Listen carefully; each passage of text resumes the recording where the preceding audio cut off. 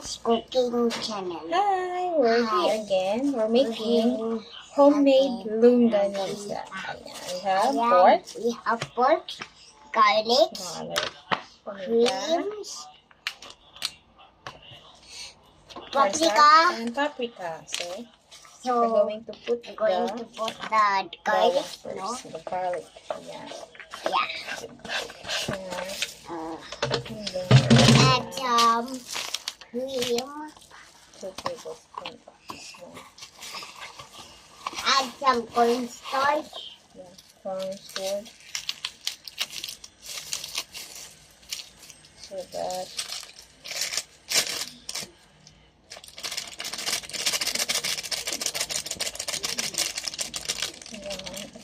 Yan, okay na. And then, the last, paprika powder. Paminta. At ang uli ay paprika. Put some paprika. Ilagay mo na ang paprika. Ilagay sa bowl.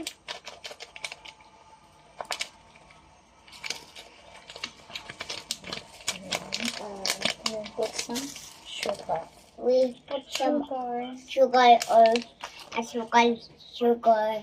Oh, honey.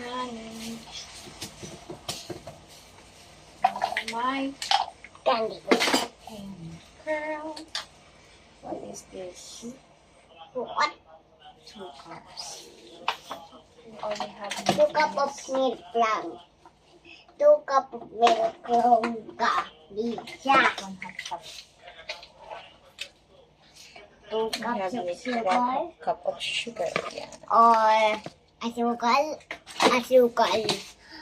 Oh, honey. Haluin na po natin. Haluin na po natin. Tadan!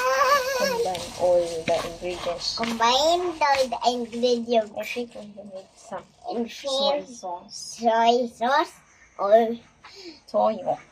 toyo. Baka naman. Baka naman, lagot kayo dyan. Ayan. Oopsie. Sorry. Oopsie. We have 3 tablespoons of toyo. 1, 2, Soy sauce. 3. That's it for today's video. Then we'll combine it. Then combine it. We'll combine it. Combine it.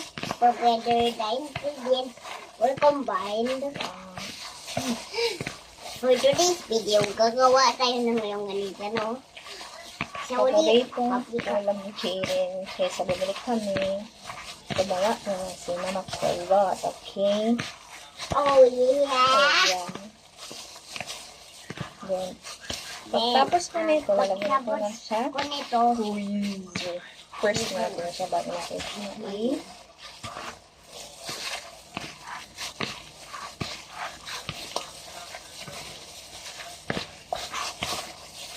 I don't know what is this. I think, Bara blows that one out.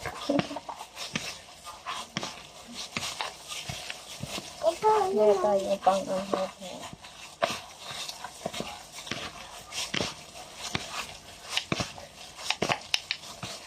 Tapo kaming plastic. So, wala ko pang babalot sa kanya.